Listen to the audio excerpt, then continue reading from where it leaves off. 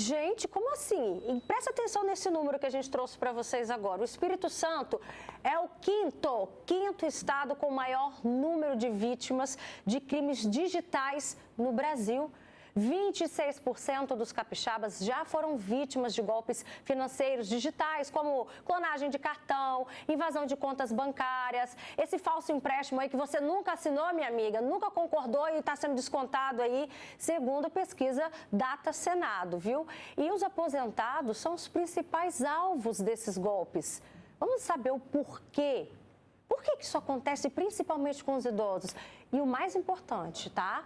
Quais são as orientações para os aposentados, para a família, né? Para ajudar os pais, os avós a não serem vítimas. Vamos bater um papo sobre esse assunto? Já passou por essa situação? Conta aqui pra gente no nosso WhatsApp 99942-2478, viu? Vem cá, participa com a gente aqui no nosso estúdio. Eu recebo Alexandre Brito, psicólogo. Obrigada, Alexandre, pela sua participação. Dr. Rafael Vasconcelos, que é advogado, especialista no assunto. Já pode mandar pra gente suas dúvidas, viu? Obrigada, doutor, pela sua presença. Eu que agradeço. Ótima tarde. Boa tarde. E a gente também recebe aqui a dona Lúcia Helena. Ela também está revoltada, né? Conta com a gente, fala pra gente aqui no... Muito revoltada. Muito. O que aconteceu com a senhora? Além de empréstimo, agora eles estão fazendo também associações. Ah, a gente até comentou sobre esse assunto esses dias também. Uma associação de São Paulo, AAB, a Associação dos Aposentados Brasileiros.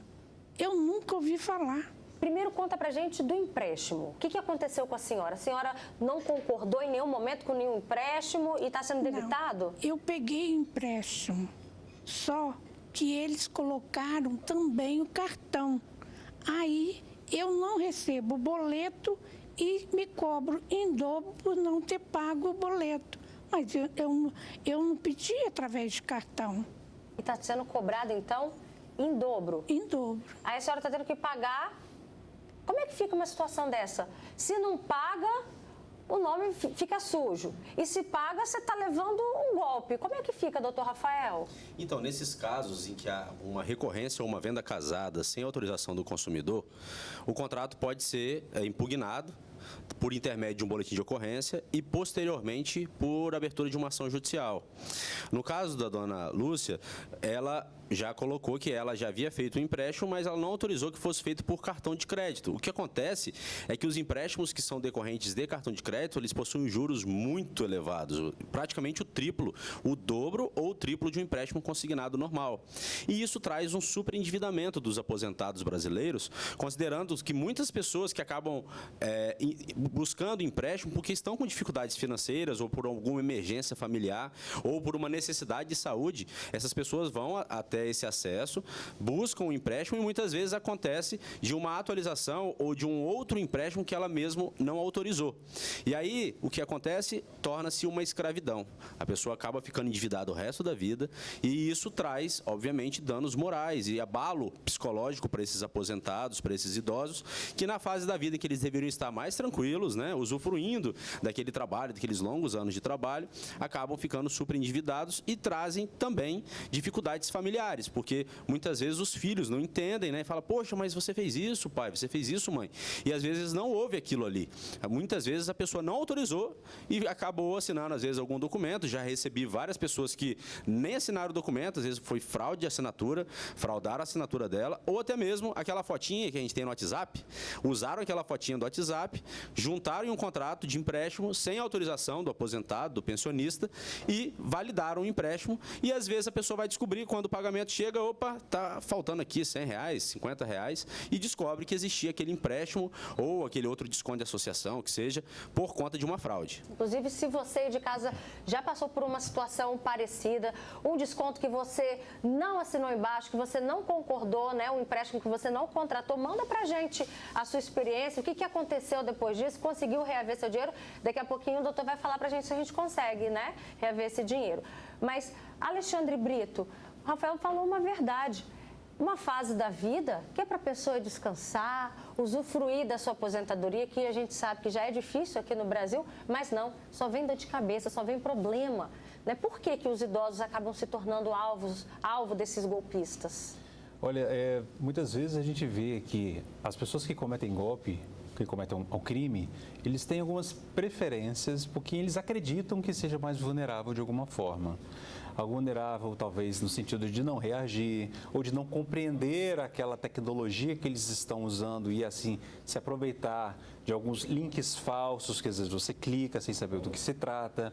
Ou às vezes mesmo se aproveitam da fragilidade do outro, como por exemplo num pedido de um empréstimo, ali que você está numa situação talvez financeira delicada, precisando desse momento com dinheiro, que você planeja para pedir esse dinheiro.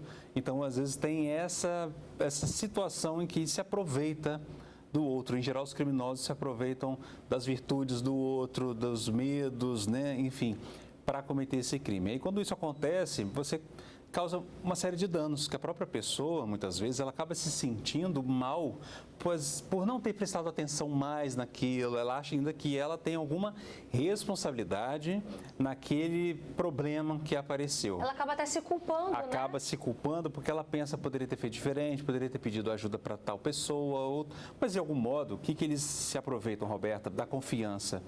Né? E confiar é ter fé, né, no outro. Então, eles se aproveitam da confiança do idoso, naquela situação, naquela instituição, muitas vezes, naquele nome, para isso. Então, isso vai gerando uma série de problemas que podem atrapalhar a convivência com a família, porque a gente sabe que um dano financeiro afeta necessariamente as nossas relações interpessoais, nossos sonhos, nossa forma de viver. E, às vezes, você está precisando daquele dinheiro para um cuidado em saúde, para um cuidado com lazer e não consegue. Então, realmente, tem muitos prejuízos, Roberta. Você aí de casa está sentado? Senta, porque o comentário que chegou agora para a gente é assim, é de cair. A pessoa diz: boa tarde, Roberta, eu já trabalhei em um escritório para empréstimos, né, para aposentados e pensionistas. E meu patrão me dizia que muitos na área dele faziam empréstimos em nome do aposentado sem eles saberem. E ele não fazia, pois agia correto, né? Se eu soubesse que ele fazia tal ato, né? Que se ele estivesse fazendo tal ato, eu teria saído, né? Teria saído ali do serviço. Mas, ou seja, essa é uma prática declarada, então, nesse mercado, doutor. Como que é possível isso? Como que essas instituições estão abertas? Como que elas continuam funcionando? Infelizmente, necessário a intervenção do Ministério Público, principalmente na defesa do idoso, da pessoa vulnerável, na proteção dessas incapacidades e dessas fraudes reiteradas. Nós temos centenas de milhares de ações no Brasil e o Judiciário brasileiro está sobrecarregado dessas ações. Se vocês buscarem números do Judiciário Capixaba, os juizados, se você comparecer em alguma audiência de conciliação, você vai verificar que em todos os dias tem audiências contra essas instituições. Por que isso? Porque essas agências, muitas vezes, na maioria delas, paga nessas agências de rua para esses agentes receberem uma comissão.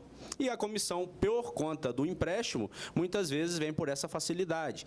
O acesso à informação ele é facilitado porque muitas vezes o aposentado, numa situação de necessidade, fez um empréstimo há muitos anos ou algum tempo atrás e os documentos já estão em poder da instituição. Então, a instituição já sabe o número do benefício, a instituição já tem a cópia da identidade, do CPF do aposentado e, por intermédio desses documentos, muitas vezes faz refinanciamentos, então pactua novos contratos, acredita valores na conta do aposentado, na conta do pensionista, que muitas vezes, diante da intercorrência ou da necessidade financeira, acaba utilizando sem saber, às vezes ali no meio da conta, passou no débito, sem olhar o extrato. Muitas pessoas têm dificuldade com os meios eletrônicos, principalmente as pessoas idosas, que muitas vezes não tiveram esse cotidiano, né, de treinamento com celulares, com computadores, e aí elas não olham o extrato do banco e não veem que às vezes caiu ali uns R$500, caiu R$300, passou um remedinho, passou alguma coisa, e aí depois, para poder impugnar aquele contrato, ligam para a instituição e falam: poxa, eu não fiz esse empréstimo. Ah, não, mas caiu um depósito na sua continha aí, vê se você não gastou. A pessoa: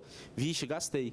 Quando a pessoa gastou, vira uma escravidão. Se a pessoa conseguir comprovar que não houve uma assinatura, ela consegue pleitear judicialmente a devolução, tá? Obviamente, o cancelamento desse contrato e pedir danos morais. Mas é uma trabalheira, né? Aposto que é uma burocracia. Olha lá, a Lucilena já está aqui, ó, muito. Foi fácil ou foi difícil conseguir consertar isso daí que aconteceu com a senhora? Esse último da associação, eles até hoje não me devolveram. Não foram na audiência. Faltaram audiência, né? Faltaram da audiência. E ainda teve um caso mais grave. Debitado? Ainda teve um caso mais grave. Uma advogada disse que eu a contratei. Eu não a contratei. E tem a minha assinatura lá. Eles deram algum papel que foi junto. Eu sabe. Eu sei, a senhora, na oportunidade, quando a dona Lúcia me procurou, eu vendo a gravidade da informação toda, documentamos e prosseguimos com o processo. Obviamente que a pessoa pode pleitear uma liminar judicial para o juiz deferir o cancelamento imediato daqueles descontos e, automaticamente, com o transcurso do processo e a comprovação do dano, a pessoa ter a devolução de todas as parcelas que foram descontadas indevidamente do benefício dela em dobro, que é aquilo que foi colocado, né, repetição do indébito é isso, receber em dobro e corrigir todas as parcelas que foram indevidamente descontadas do benefício e os danos morais. O que acontece é que os danos morais sendo fixados em valores muito baixos, o judiciário colocando, por exemplo, R$500 ou R$1.000 para uma instituição dessa que faz isso todo dia, praticando crimes, praticando arbitrariedades contra os aposentados, é muito mais barato pagar um valor de R$500, R$1.000 do que, obviamente, parar de fazer aquela recorrência. Porque, infelizmente, a maior parte acaba não entrando com ação na justiça. Eu já tive várias pessoas que me procuraram e aí falaram, doutor, estou com esse desconto. Às vezes descobre desconto, vou suspender o desconto. Suspendeu, não quero entrar com ação judicial, não, deixa para lá, é R$50, R$30, e muitas vezes a pessoa só liga para lá, devolve o dinheiro. A instituição devolve os R$60 que descontou e fica por isso mesmo. Mas se as pessoas não começarem a buscar os seus direitos e denunciar, isso vai virar uma bola de neve e automaticamente muitas outras vão cair nesse golpe. Chegaram mais comentários aqui. O Gilberto fala, boa tarde, Roberta. Esses empréstimos indevidos para os aposentados, funcionários pensionistas, né, do INSS, que participaram dessas quadrilhas. E o pior é que as autoridades sabem disso e não fazem nada para mudar. É o sentimento de indignação, né? Também tem um comentário aqui da Rose, de Jacaraípe, fala, meu esposo fez um empréstimo há 8 anos. E aí, com esse empréstimo, eles deram um cartão do banco, o cartão já venceu, o empréstimo já acabou e mesmo assim, eles cobram R$35. Vem descontando no pagamento do INSS. Daqui a pouquinho o doutor Rafael vai falar se pode, né, continuar fazendo essa cobrança. Tem também aqui mais comentários. Boa tarde, minha irmã teve um golpe de 50 mil. Está doente por isso. Dona Lucilena, quando o Alexandre disse que isso fere a autoestima, né, isso deixa a pessoa, ao invés de estar curtindo a vida, a aposentadoria, a fase da vida que você não vai ter mais preocupações, a senhora se sente assim, preocupada, angustiada com esse assunto? E angustiada porque eu fui lesada e estou sendo ainda, porque eu ganhei essa liminar, mas até hoje eu não recebi. E a senhora se sente culpada? Em algum momento a senhora se sentiu culpada? Poxa, eu caí nessa. Sim. Como é que é esse sentimento? É muito difícil, que a pessoa que eu confiava era da minha inteira confiança, eu fiz com ela e depois soube que através dela eu tive muitos descontos na minha conta. Alexandre, como que a família pode estar perto, presente, auxiliando esses momentos, né? Porque ao mesmo tempo o idoso tem a independência dele, ele quer administrar o dinheiro dele, a vida dele, mas por outro lado também é importante ter a família auxiliando no que for preciso. E a família entra como rede de apoio importante nesses momentos também para lidar com essa situação também de saúde, porque isso afeta diretamente a nossa saúde, né? Não é uma coisa que você passe ileso, como se fosse algo que você deita na cama sem lembrar daquilo ali antes de dormir. Então, realmente, a família pode contribuir com os processos que forem necessários, contribuir com o que o idoso também pedir de ajuda, né? O idoso, ele pode saber o que é melhor para ele para aquele momento e a família, então, dá esse suporte, esse sustento para cada um, por exemplo, ajudar com aquilo que sabe mais. Eu conheço um pouco mais essa via jurídica, eu conheço o advogado, vou entrar em contato. E a tecnologia também, né? O idoso geralmente não tem acesso a essa tecnologia, então pode, se for alguém de confiança. E essa é a questão, alguém de confiança, né? Alguém ali de uma rede de apoio. Esse é o problema, em quem confiar, porque você vai perdendo a confiança. Você acha que começa a desconfiar da sombra, né? Como se diz. Então, o idoso aprende com muita facilidade algumas coisas, umas dificuldades outras, mas se tiver essa pessoa de confiança, se tiver alguma dificuldade, tiver essa pessoa de confiança para ajudar nesses aspectos, por exemplo, tecnológicos também, pode ser bom, pode ser muito importante ali, né, para que você consiga evitar ao máximo, porque também, Roberta, a gente não vê uma educação para essas coisas, sabe, uma educação preventiva para nos alertar sobre quais são os golpes que estão acontecendo no momento. A gente até tem aquelas questões de, aquelas correntes no WhatsApp, que manda, ó, um golpe novo, cara, né? Mas do mesmo jeito que manda isso, também manda o próprio golpe. Manda o link, né? Manda o link, exato. Então, em quem confiar? Então, realmente tem que ser alguém ali de um circuito de intimidade para que você possa, de alguma forma, fazer isso. Tem comentários aqui absurdos. A pessoa diz: boa tarde, sofri um golpe via telefone, fizeram um empréstimo no meu nome, tiraram dinheiro da minha conta e o banco não se responsabilizou. Estou aguardando a justiça. Isso desde 2022 e o prejuízo foi alto, tá? Um empréstimo de R$37 mil em 72 meses, parcela de 1.890. Olha isso, um valor altíssimo. Imagina. Também tem outro comentário. Fiz um empréstimo para descontar em consignado de uns meses, está sendo descontado pelo banco, estou pagando também em dobro, igual aconteceu aqui com a dona Lucelena. Foi passado para o banco sem minha autorização. O que eu faço? O que a pessoa faz, doutor Rafael? Então, a primeira coisa é buscar a lavratura de um boletim de ocorrência para instruir o processo judicial. E, em segundo momento, além de denúncias que cabem, né, a gente tem vários sites de denúncias. Foi colocado ali exemplo o consumidor, né? O consumidor, o site do consumidor. O Reclame Aqui também é um site muito utilizado para essas reclamações e vale depois para a instrução processual e a abertura de um processo judicial contra essa instituição financeira, considerando que existe um prazo também de ajuizamento da ação. Então, não pode deixar, por exemplo, passar 3, 4, 5, 6 anos, porque aí você não vai conseguir reaver todo o dinheiro que foi descontado indevidamente. Ao meu ver, o poder público deveria obrigar essas instituições financeiras do reconhecimento de firma. Se houvesse a necessidade de reconhecer firma, talvez por autenticidade, tal qual havia essa necessidade para uma transferência de um veículo, por exemplo, esse número certamente seria quase que nulo, considerando que essas arbitrariedades acontecem exatamente pelas facilidades sistêmicas que existem hoje. Hoje, os convênios que existem com o INSS e com outras entidades, elas facilitam que esses estelionatários ou que essas pessoas de má-fé abram esses empréstimos e deixem o aposentado escravo. O exemplo do cartão de crédito acontece isso. Por que essa pessoa está tanto tempo pagando? Porque no empréstimo vinculado a cartão de crédito, se a pessoa não pagar a fatura, o resto da vida vai cobrar aquele empréstimo. Mas por que, Rafael? Quando você faz um cartão de crédito e você paga aquela fatura mínima, não tem a fatura mínima do cartão de crédito? O que eles fazem é descontar do benefício o valor mínimo.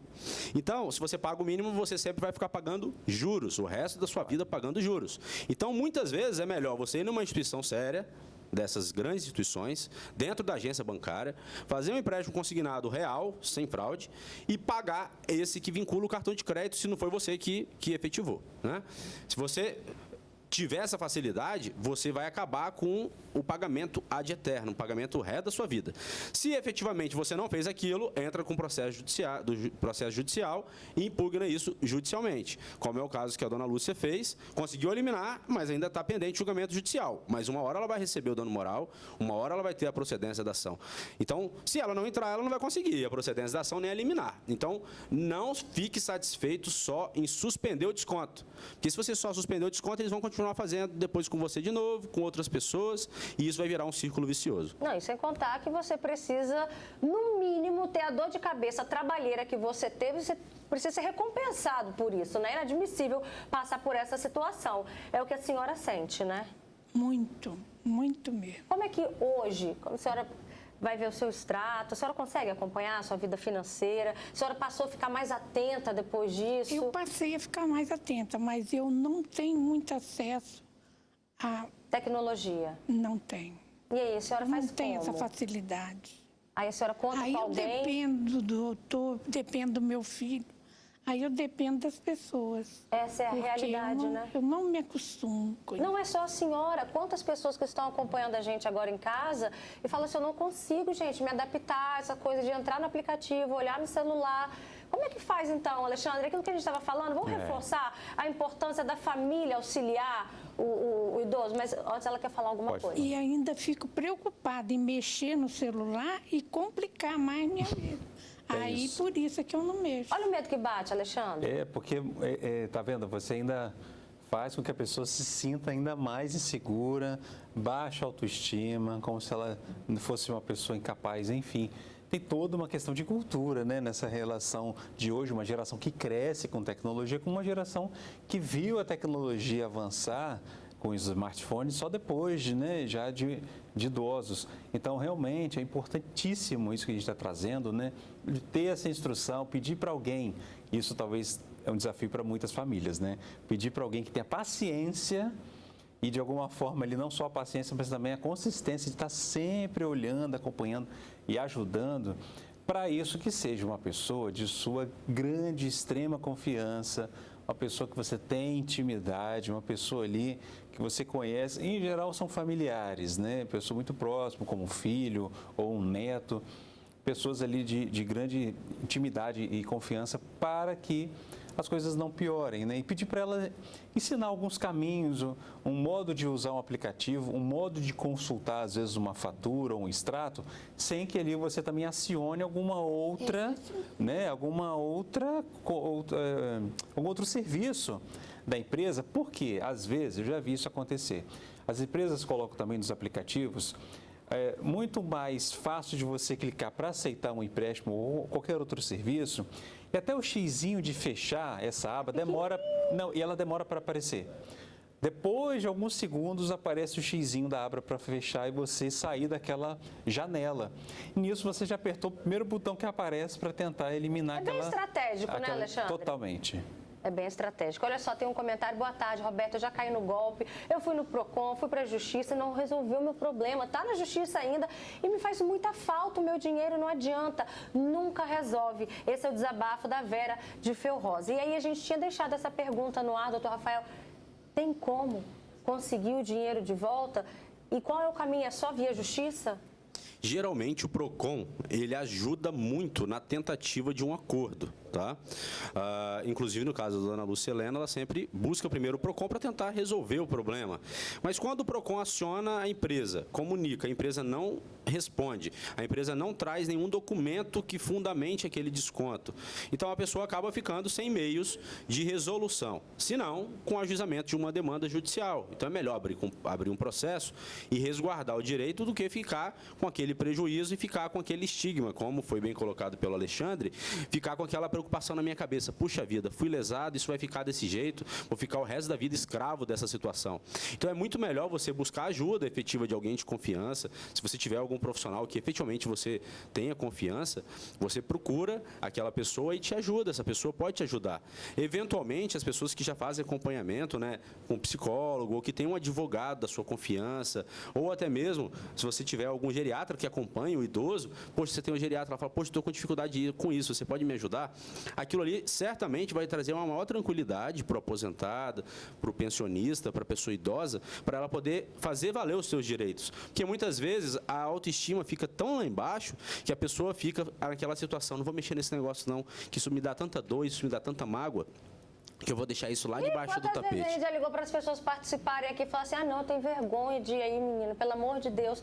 É exatamente isso, é autoestima. E a gente agradece imensamente a senhora ter vindo aqui, trazer o seu problema, que eu tenho certeza que o pessoal de casa está se identificando e se encorajando também de lutar pelos seus direitos. Tem que lutar. Não, obrigada, viu, dona Lucilena? Eu não deixo um centavo para trás. Se eu souber que eu tenho direito, é isso aí, o que é seu, tá certíssima. Principalmente que não usaram de método correto. Tá certo. Doutor Rafael, muito obrigada também pela sua presença, volte sempre. Alexandre Brito também. Agradeço. Só para a gente encerrar, olha só o que aconteceu com essa pessoa. Uma amiga de 63 anos tinha uma pensão de R$ 1.500. Ela levou um golpe do próprio neto. Olha isso, gente. Ele fez um empréstimo no nome dela, com uma foto da avó, teve reconhecimento facial.